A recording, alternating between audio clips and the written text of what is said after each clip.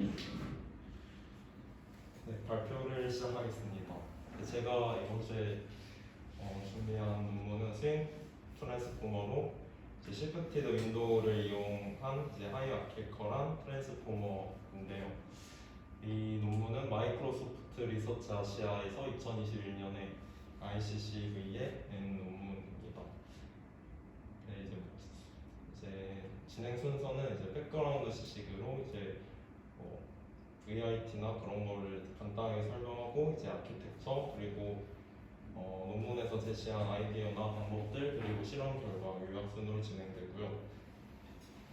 먼저 트랜스포머를 요즘에는 이용해서 오브젝트 디텍션 같은 비전 태스크들을 많이 수행하게 되는데 저번에 발표한 DETR을 포함해서 오늘 스윙 트랜스포머와 클래시피케이션을 만을 수행하는 VIT가 있고 사실 스윙 트랜스포머는 오브젝트 디텍션뿐만 아니라 클래시피케이션이나 세그멘테이션 같이 다양한 비전 테스트에 다 사용되는 그런 모델입니다. 다음과 같이 스윙 라지 모델을 이용해서 높은 성능을 보이고 있는 것을 알 수 있고요. 먼저 VIT를 좀 알면은 좀 더 이해를 하기 쉬워서 간단하게 소개를 하겠습니다. VIT란 이미지를 9개의 패치로 총 나눠서 리니어 프로젝션을 통해서 채널의 수를 조절을 하고 포지션 임베딩 값을 저번에 DETR 때 설명드렸던 것처럼 사인 함수나 코사인 함수와 같이 그런 그 포지션 정보를 저장하고 있는 그런 값을 더해서 트랜스포머 인코더로 각각 토큰으로 들어가게 되는데요. 이때 그 CLS 토큰도 클래시피케이션을 위해서 따로 동일한 크기의 그 토큰이 만들어져서 같이 들어가게 됩니다. 이때 이 클래시피케이션은 CLS 토큰을 통해서 MLP를 통해 클래시피케이션이 되고 멀티헤드 어텐션이 좀 트랜스포머를 하면서 되게 자주 나오는 내용이어서 그림을 통해서 한번 설명을 드리려고 하는데 총 그 전에 10가지의 이런 패치들, 이미지 패치 토큰들이 이렇게 있으면은 이 뎁스는 제가 임의로 예시로 256으로 지정을 주었고 헤드의 개수가 4라고 했을 때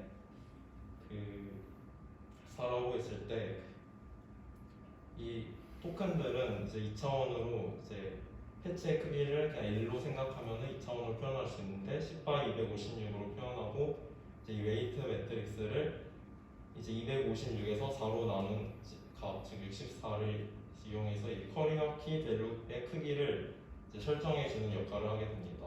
그래서 커리 키 밸류의 크기가 각각 10x64씩 되게 되고 커리와 k의 트랜스포즈의 매트릭스 곱 연산을 통해서 이 패치들 간의 이런 어텐션 상관관계가 어텐션 값을 알 수 있게 되고 이 10파이씩 값을 알게 되고 이 값을 가중치 값으로 이용해서 밸류 값을 곱해줌에 따라서 어텐션이 이루어지는데 그냥 값을 곱하는 게 아니라 디멘션의 루트를 씌한 값에 나눠서 소프트 맥스를 취해서 0과 1 사이의 값을 나타낸 다음에 밸류를 곱해줌으로써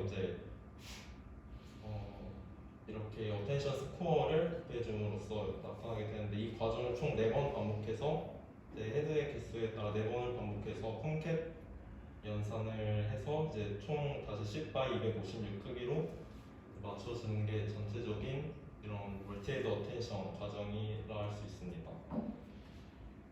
그리고 스윙 트랜스포머에 대해서 설명을 드리자면 앞서 VIT와 다르게 로컬 윈도우라고 윈도우를 이제 각각의 윈도우마다 어텐션을 즉 이 레이어에서는 16번의 셀프 어텐션이 이루어지게끔 하는 이런 그런 모델이고, 이렇게 이제 이런 패치들이 이제 2x2 크기씩 합쳐지게 되면서 이제 그 패치의 수는 이제 줄어들게 되지만 패치의 해상도가 또 다시 커지면서 하이아키컬한 그런 구조가 전체적인 구조고요. 그리고 이제 전체적인 스윙 트랜스포머 구조는 다음과 같은데, 이제 패치의 수 이제 h by w by 3 크기의 이미지가 들어왔을 때 이제 패치는 4x 4의 크기라고 하면은 총 패치의 수를 구할 수 있습니다. 이게 4분의 h by 4분의 w의 개수만큼 패치의 수로 표현할 수 있게 되고, 이 패치가 원래는 4x4 크기인데 이거를 하나의 픽셀과 같이 좀 정보를 함축하였으므로 이제 뎁스는 4x4 그리고 이전에 뎁스 값인 3을 빼서 48로 표현이 됩니다.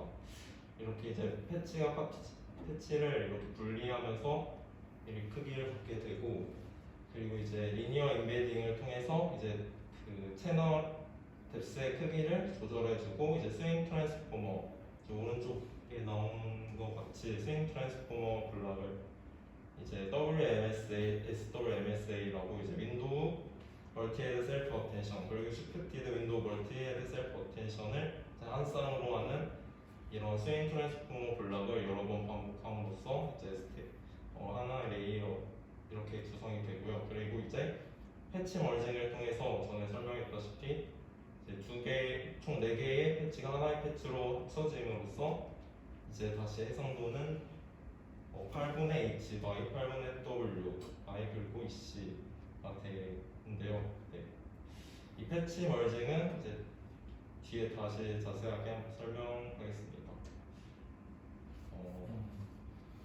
네, 스윙 트랜스포머 블럭에 대해서 먼저 좀 알아보면은 WMS의 윈도우 멀티 헤드 셀프 어텐션은 다음과 같이 이제 전에 설명드렸다시피 로컬 윈도우를 통해서 총 4번의 셀프 어텐션이 이루어지게끔 구성이 되어 있는데, 이때 여기서 단점이 이 경계값에 해당되는 곳에는 이제 어텐션 값을 서로 구할 수 없게 됩니다. 그래서 이제 이를 해결하고자 이제 시프티드 멀티 셀프 어텐션으로 이렇게 총 3x3 크기의 윈도우를 구성하게 돼서 이 해당 전에는 구할 수 없었던 어텐션 부분을 이렇게 구할 수 있게끔 한 아이디어고요.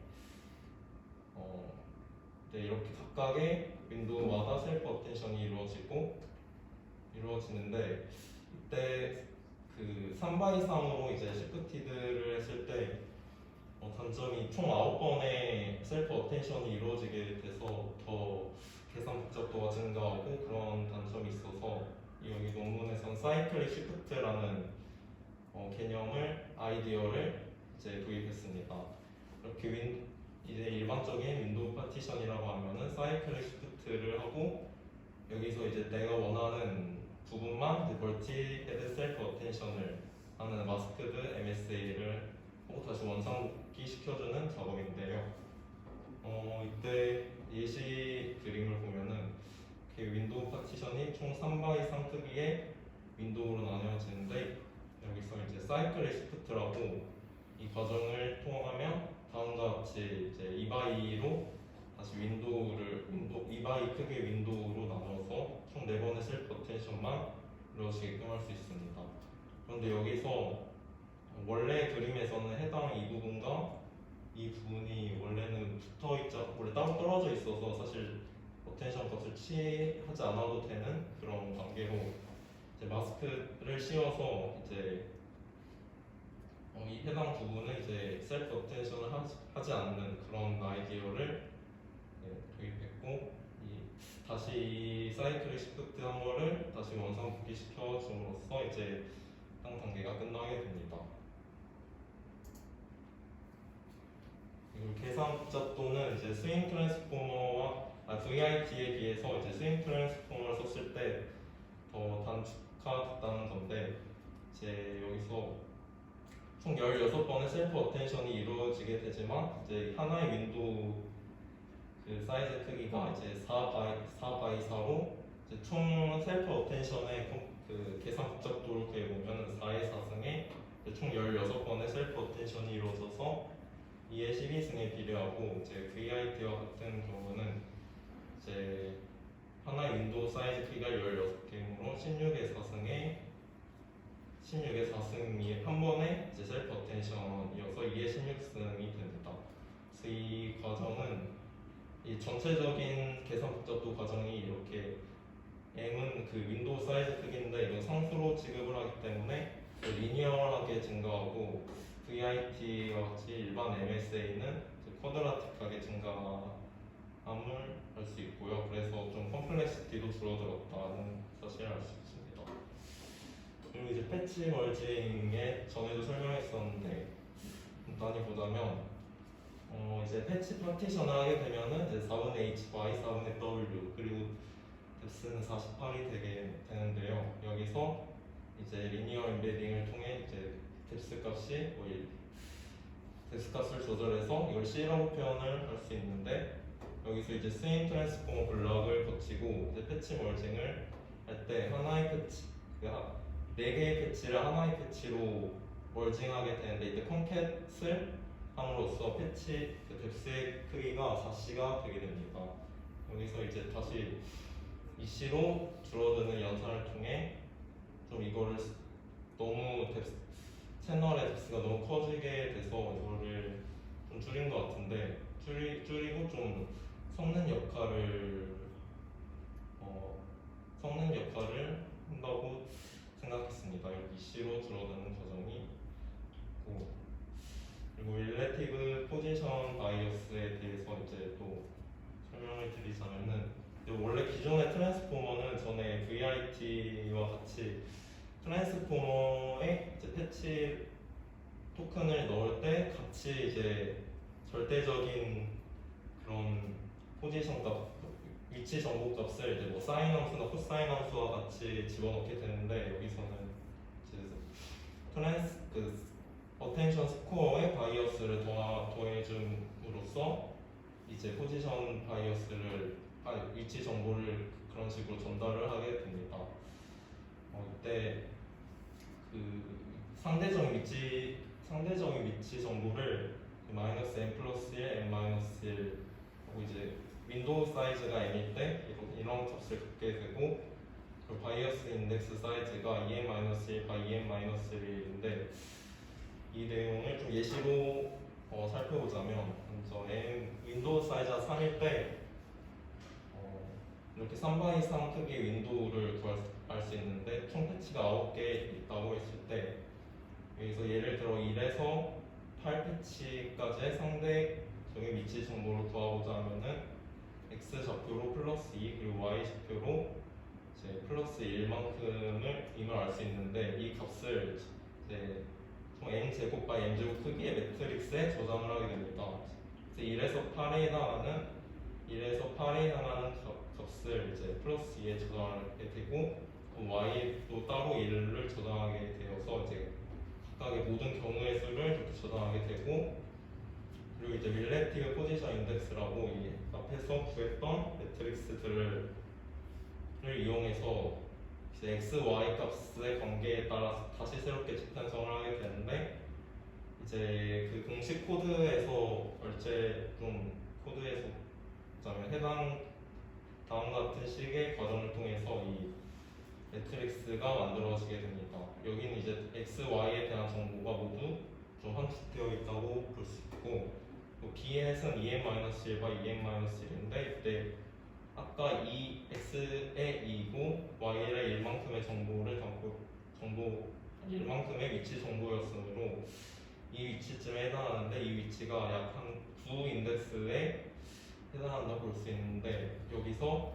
이 9에 해당하는 위치 값에 이제 정보를 새롭게 저장하게 됩니다. 그래서 이 b라는 m 제곱 바이 m 제곱 크기의 사이의 매트릭스를 구할 수 있어서 전에 그랬던 어텐션 스코어 값에 더해줌으로써 크기가 맞기 때문에 이걸 더할 수가 있는데 더해줌으로써 이런 상대적 위치 정보를 전달할 수 있다고 봅니다. 네, 그리고 이제 실험 결과들에 대해서 설명을 하자면 먼저 클래시피케이션이랑 오브젝트 디텍션 그리고 세그멘테이션 세 가지 모두 이제 실험을 하게 되는데 먼저 이미지넷 원K 트레이닝에서 보면은 이제 그 CNN 베이스 기반 모델이 있고 이렇게 또 스윙 트랜스포머 모델이 있는데 성능이 좀 그래도 비슷한데 그래도 시간이 좀 더 빠름을 알 수 있었고 그리고 인풋 이미지 사이즈가 좀 더 작은데도 성능이 비슷하다는 것을 알 수 있었습니다. 그리고 이미지넷